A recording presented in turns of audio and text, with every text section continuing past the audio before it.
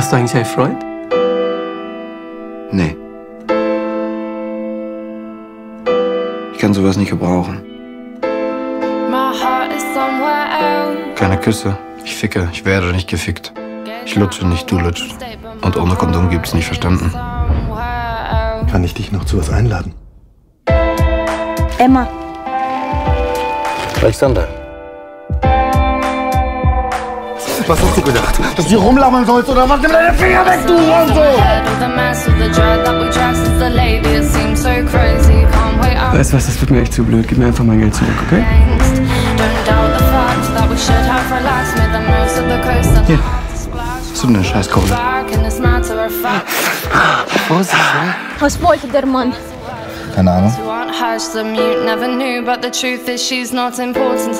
Kleine goldene Trickster. Hast du Bock drauf, oder?